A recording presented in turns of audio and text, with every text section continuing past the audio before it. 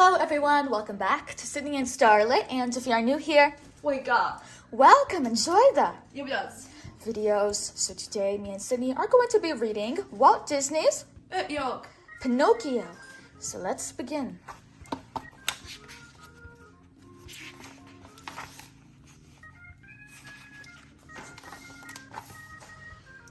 Hello, my name is Jiminy Cricket. I never used to believe in the wishing star. Let me tell you why I changed my mind. It all started one night in the woodcarver's shop. The shop was owned by a kind man named Geppetto. Geppetto had made a puppet out of wood. It looked just like a little boy. Geppetto lived with his cat Figaro and his fish Cleo. Just a little more paint and he's finished, Geppetto told them. He painted on a smile. Then the old man smiled too. I have just the name for you, Geppetto said to the puppet. Pinocchio! Can you say Pinocchio? 有。 Soon, Geppetto was climbing into his warm bed. Suddenly, he pointed to the brightest star in the sky. Look, Figaro! It's the wishing star! Geppetto made a wish. I wished that my little Pinocchio might become a real boy, he told the cat. Geppetto fell asleep and dreamed about having a real live son. Well, I didn't fall asleep, so I saw the blue fairy fly in through the window. She waved her wand, and Pinocchio came to life. Am I a real boy? He asked. The blue fairy shook her head. If you are good, one day you will be a real boy. How will he know how to be good? I asked. You will help him, the blue fairy replied. That's how I became Pinocchio's conscience. Pinocchio was very happy. He could walk and talk just like a real boy. In fact, he made so much noise that he woke up Geppetto. The old man could hardly believe his eyes. My wish has come true, Geppetto exclaimed. He danced around the room with Pinocchio. Look, Figaro! I have a son, Geppetto cried. Geppetto loved Pinocchio as he would have loved a real boy. The next morning, Geppetto sent Pinocchio off to school. Pinocchio was very excited. He couldn't wait to learn like the real children. Two rascals saw Pinocchio walking to school. One was a sly fox named Honest John, but Honest John was not honest at all. The other was a mean cat called Gideon. Honest John exclaimed, a puppet who moves without strings? We can make a fortune out of him, Gideon agreed. The fox and the cat told Pinocchio to come with them. Honest John said, you will be the star of Stromboli's puppet show. But I have to go to school, Pinocchio replied. Actors don't need school. Come with us. We'll show you the easy road to success, the sly fox promised. So Pinocchio went with Honest John and Gideon. I spent the day looking for Pinocchio. I finally found him at Stromboli's puppet show. The show was starting. Ladies and gentlemen, Stromboli announced, presenting the one and only Puppets Without Strings. Pinocchio came out onto stage. He sang a funny song. He danced with the other puppets.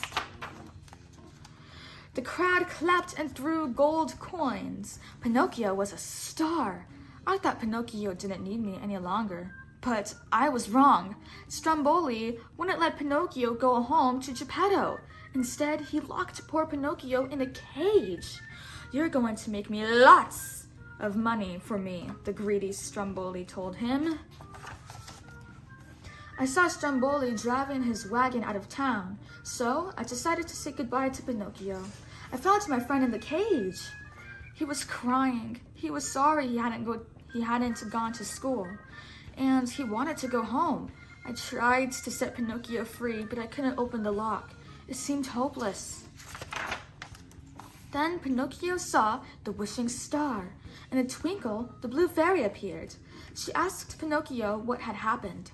Pinocchio told her one lie after another. With each lie, his nose grew longer and longer and longer. Tell me the truth, I begged Pinocchio. Finally, he did. The blue fairy smiled. She waved her wand. Pinocchio's nose became short again, and he was free. Remember, said the blue fairy, a boy who won't be good might as well be made of wood.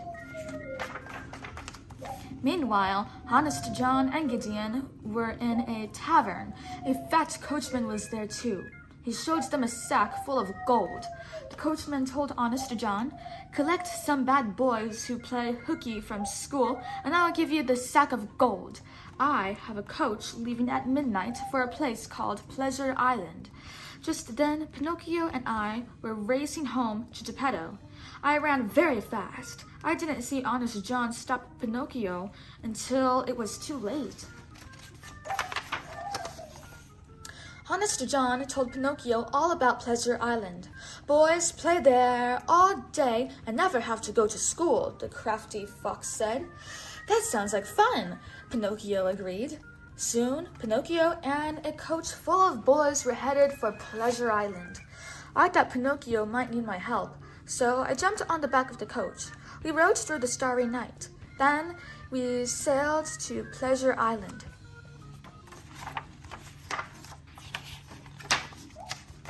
Pleasure Island was full of rides and sweets. The boys did whatever they wanted to do.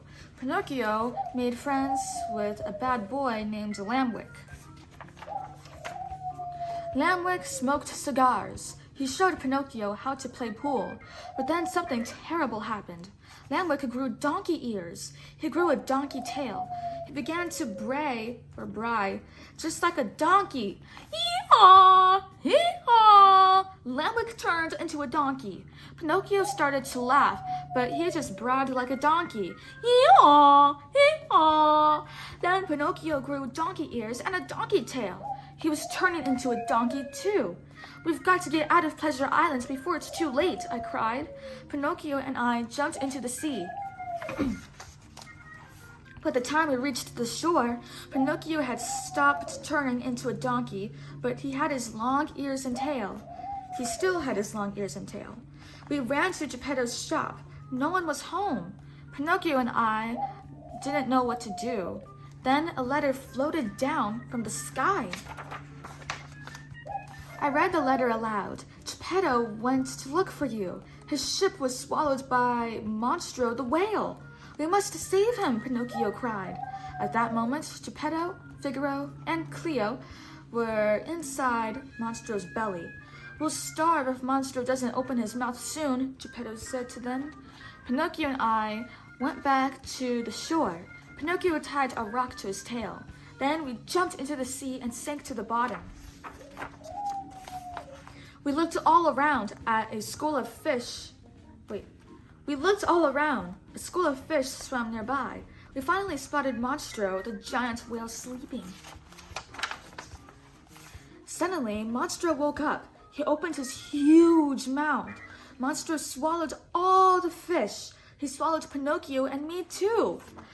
Soon, Pinocchio and I were in Geppetto's boat. Geppetto cried, "My son! I thought I would never see you again." Pinocchio hugged Geppetto. He promised he would never leave his father again. Then Geppetto saw Pinocchio's long ears and tail. "What happened?" he asked. Pinocchio felt ashamed. "I'll tell you later," he said. "First, we need to get out of here." Pinocchio had a plan. "We need to make a fire. The smoke will make Monstro sneeze." They built a big fire. Sure enough, the huge whale opened his big mouth. Achoo! Can you see achoo? Achoo! We were all blown out of Monstro's mouth. Geppetto was too weak to swim. "Save yourself," he told Pinocchio. But the little wooden boy would not leave his father. Pinocchio pulled Geppetto to shore. Geppetto woke up and found Pinocchio lying in the water. Pinocchio didn't move at all. Geppetto took Pinocchio home. He put the little wooden boy on his bed. Geppetto wept. "Goodbye, my brave son. You gave your life to me." Suddenly, a bright light shone around Pinocchio. His wooden limbs changed to real arms and legs. His eyes opened. Pinocchio was alive, and he was a real boy. Geppetto hugged Pinocchio. They danced all around the room. At last, Geppetto's wish had come true, which is just what happens when you wish upon a star. The end. So that is it for today, everyone. We really hope you all enjoyed it, and we will see you all next time. Bye-bye. Bye-bye. Pick out your favorite page.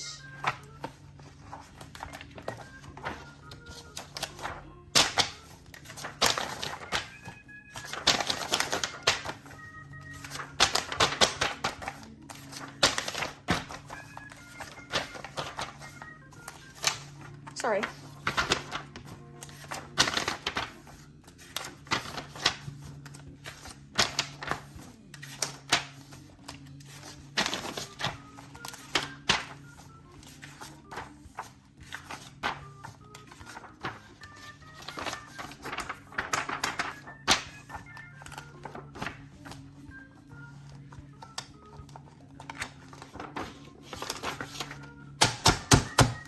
That's a fantastic page. This is my favorite page too.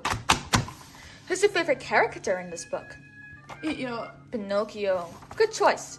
Bye-bye, everyone. Have a great day.